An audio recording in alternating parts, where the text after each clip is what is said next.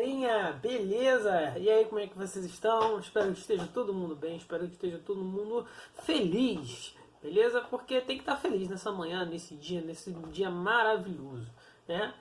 Começando nossa aula, meu cabelo despenteado como sempre, agora com a novidade com óculos novo, né? Utilizando o óculos novo, já tava na hora que o outro caiu da passarela, quebrou, quicou no chão, o trem passou por cima e foi uma doideira só. Gente, rapidinho, tem que tomar uma água, que esse tempo seco, né? Vocês têm que tomar água, hein? Tempo seco. Vamos lá. Galera, a aula de hoje a gente vai começar falando sobre o segundo reinado. A importância da gente entender o segundo reinado é o seguinte, a gente tem que lembrar muito bem da nossa aula anterior, né? Principalmente quando a gente falou de período regencial, revoltas regenciais, e agora a gente falando de segundo reinado. Por quê? Se a gente não entender o que aconteceu, né? Lá atrás a gente não consegue entender os fatores e os fatos do presente, beleza? Então, olha só, tudo que aconteceu lá atrás vai determinar essas mudanças que vão ocorrer, principalmente no segundo reinado, beleza? Então, olha só, a primeira coisa que a gente tem que entender, né, introduzir o segundo reinado ele vai começar justamente com o final do período regencial. Então, o período regencial a gente vai ter de 1831 a 1840, né? E esse vai ser justamente o período do regencial, né? Então, vão ser 9 anos aí. O que a gente vai ter justamente nesse período regencial, né, é uma questão aí muito importante, que a gente vai ter que entender sobre como ele vai ser um fator importante para a construção do segundo reinado. Então você vai ter 9 anos de período regencial, 9 anos de uma experiência republicana, e depois o seguinte, a gente vai ver que dentro desse período regencial a gente vai ter várias revoltas regenciais, né, que foi justamente o conteúdo que a gente viu da última aula.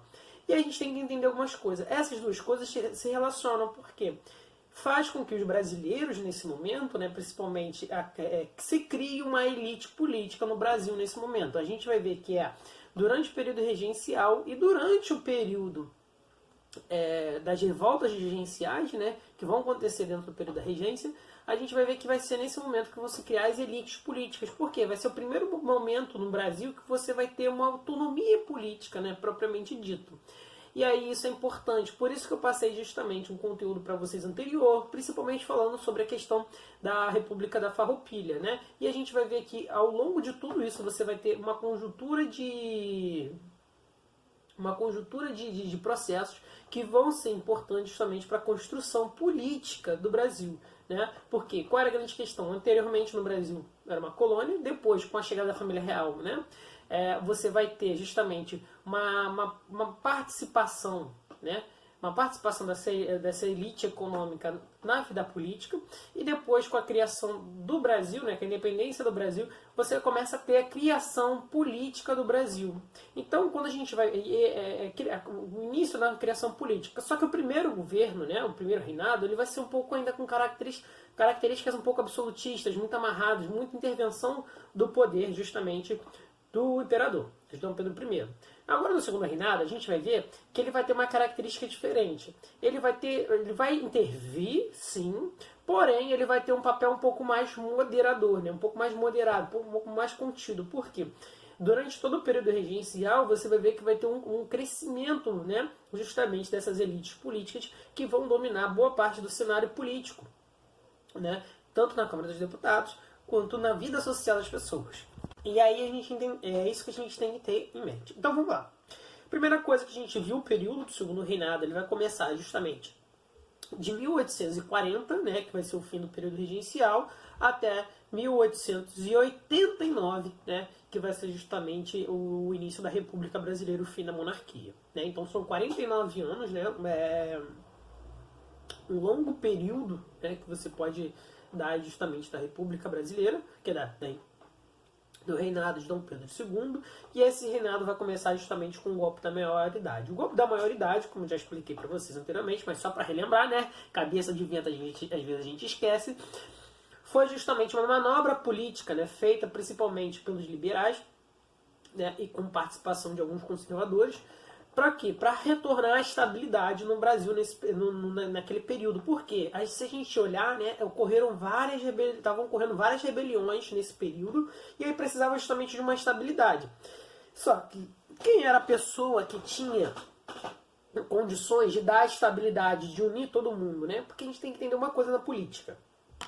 E aí que é importante a gente entender a história. Que a gente só consegue, né, unir, a gente só consegue gerar estabilidade em alguma coisa quando a gente gera união. Vamos pegar um exemplo simples, né? Imagina a gente fazendo um trabalho, né? Eu passo um trabalho para vocês e tal, que vocês têm que, vocês em sala de aula, vocês têm que chegar a um acordo sobre esse trabalho, como ele vai ser feito, quantidade de pessoas e tal. Né? É uma tarefa difícil. Às vezes eu fico cabeça desse tamanho tentando pensar justamente nas atividades para vocês e como a gente consegue aplicar. Só que olha, às vezes, o quanto vocês demoram para tomar uma situação, o quanto vocês demoram para tomar uma decisão, o quanto é conflituoso, né? Tudo isso gera um grande desgaste, né? Isso gera justamente revoltas, isso gera um grande desgaste político, econômico e social, né? Porque as pessoas vão estar separadas. Então, no nome da união, né, todo mundo se centraliza em alguma coisa, isso causa uma estabilidade. Né? Essa estabilidade, né, que é o mais importante, porque quando você une de novo as pessoas, você vai ter uma união política, que isso também vai possibilitar uma união, né, um avanço também na economia, porque agora você tem um plano traçado. Agora, se vai dar certo ou não, ninguém sabe, mas você tem um plano traçado e as pessoas vão querer seguir. E também vai dar um ânimo social, né? As pessoas vão estar mais animadas e mais unidas. Isso também vai influencia muito também na questão econômica, né? E do desenvolvimento do próprio país. Então, tá vendo como que tem algumas coisas da história que é importante para o nosso dia a dia, né? Então, mas o que era o fator da união do Brasil nesse período? É justamente o Pedrão, né? O Dom Pedro II. Ele vai ser o símbolo justamente dessa união. Por isso ele tem um golpe da maioridade, né? Por uma necessidade de restaurar a união do Brasil, para que ele não se fragmente no meio de todas aquelas revoltas que aconteceu no período regencial. Então vem o golpe da maioridade e recoloca de novo, coloca de novo, né, uma monarquia no Brasil, né, estrutura a monarquia no Brasil. E aí o Pedro ele tem autoridade, né, a autoridade que ele só tem 15 aninhos. Pô, imagina, cara, tô 15 anos ser o imperador do Brasil. Que responsa, hein? Porque a gente só pensa na parte boa. Caraca, vou mandar em todo mundo. Caraca, eu vou fazer o que eu quiser. Caraca, meu irmão, eu posso, porra, navegar nos mares aonde eu não sequer pensei na vida. Eu posso botar um navio no meio do laguinho aqui, que ninguém pode, eu sou o imperador do Brasil, né? Eu posso montar em cima do elefante e andar pela rua. Não é assim. A gente sabe que na verdade você vai ter um monte de responsabilidade, um monte de coisa chata para fazer, né? E garantir a estabilidade do poder. Então isso que vai causar justamente essa união. Por isso que as pessoas vão querer, por isso que tem o golpe da maioridade. Ele vai, né, reunir essa galera toda e, de certa forma, mesmo com 15 anos, ele vai ter toda essa responsabilidade, mas também ele vai ser gerenciado pelos seus ministros. Né? Por isso que a importância dessa monarquia. Só que a gente vai ver uma coisa. Diferenças entre o segundo reinado e o primeiro reinado. O primeiro reinado comandado justamente por Dom Pedro I, né, o pai do Pedrão, né, pô, você também confunde as coisas, né? Pô, tu fala que um é o Pedrinho, o outro é o Pedrão, é porque, olha só, né, o Dom Pedro I é aquela cara de garotão, boa pinta e tal, playboyzão. Já o Pedrão, não, ele é mais cientista, mais CDF e tal, aquela cara de carrancudo, não sorri muito, né, não tem aquela fama de pegador, apesar que ele tinha uma amante. Dom Pedro II tinha uma amante, né, que era justamente a Baroa de Santos. E aí depois a gente conta uma história sobre isso. Mas quem tinha fama de pegador mesmo era o pai dele, que era Dom Pedro I. Mas vamos caracterizar, né? No primeiro reinado a gente tem um aspecto mais centralizador da política, você também tem uma centralização maior da economia, né? Tudo tinha que passar pela capital, tudo tinha que vir pelo Rio de Janeiro, você tinha que pedir autorizações e tal, e na verdade era uma desordem, um caos, né? Uma burocracia gigante. Enquanto você vai ter já no segundo reinado, né, uma descentralização um pouco desse poder. Por quê? Vai ocorrer em 1840, né, uma lei, né, o ato de 1840, que vai dar autonomia para as províncias. Né? As províncias são os estados hoje em dia, né? Tipo Goiás, Mato Grosso, né? Na época não tinha Mato Grosso do Sul e tal, só tinha Mato Grosso, né? Pará e tal. E aí essas províncias começaram a ganhar mais autonomia, mais poder entre si. E aí, pô, porque assim, você não podia nem comercializar entre uma com a outra, né? Antes você tinha que pedir autorização e tal. Agora não, eles pô, e aí, qual é, parça? Beleza? Pô, vamos trocar uma parada aí. Eu tenho algodão aqui, ó. Tu tem cana de açúcar? Vamos fazer uma troca. Fechado. Entendeu? Isso dá mais autonomia política, econômica. As pessoas poderiam fazer mais coisas. Outra coisa também que vai mudar é que vai ser as rebeliões, né? A gente vai ver que as rebeliões no primeiro reinado são um pouco mais diferentes, né? São muito mais ligadas aos aspectos da independência, muito mais aspectos ligados ao retorno, à restauração da colonização portuguesa. Enquanto a gente vai ver que as rebeliões que aconteceram no período regencial, né, é por mais que um sentido de independência, de fragmentação, né, de consolidação de poderes. Então, por isso que o segundo reinado também vai ser diferente, porque você vai ter já elites políticas bem definidas, né? Por exemplo, o pessoal do Sul, o pessoal do Sudeste, o pessoal do Nordeste, e a gente vai ver, né, um monte dessas rebeliões, e elas representam muito bem o que vai ser justamente o Brasil no segundo reinado, né? Que vai ser um Brasil diferente, vai ser um país, vai ser já uma visão política diferente, muitas coisas já vai ter acontecido no mundo, né? A gente já vai ter as revoluções lá na Europa que a gente viu, né? Então muita coisa já chegou aqui, né? E aí a gente começa a ter uma visão diferente, então por isso que o segundo reinado vai ser diferente também nos aspectos gerais do primeiro reinado, beleza? Porque são consequências. Outra coisa que a gente tem que falar, né, é essa questão da centralização, né? Justamente, essa autonomia vai diminuir essa centralização, vai possibilitar dos estados serem mais governados, né? Serem mais facilmente governados pelos seus presidentes de província, né? Seus chefes de província, mas também indicados pelo Dom Pedro II, Pedrão. Então, galera, o mais importante é que Dom Pedro II vai restaurar o poder, né? Vai dar estabilidade e unir a galera todo mundo, né? Todo mundo vai virar together de novo. E aí ele vai causar principalmente, né, essa estabilidade política. Todo mundo vai sentar, conversar e tal. Ele vai meio que reorganizar a galera toda. E aí isso tem um nome chamado de poder moderador, né? Esse poder moderador dele, né, que é justamente pelo nome que fala, né, um poder moderador. Só que a gente vai ver que esse poder moderador é um pouquinho diferente das outras monarquias, né? Ele vai jurar a Constituição de 1824, então ele vai falar, bota a mão no livro lá, pega o livro aí, aí tem a Constituição, né? Aí ele bota a mão assim, não, eu juro por Deus que defenderei a Constituição, né? Todo presidente também faz isso até hoje no Brasil, quando assume, né? A maioria dos cargos públicos, as pessoas que representam as pessoas, né? Tem que botar a mão na Constituição e jurar. Então ele fez isso. Então ele também assumiu, né?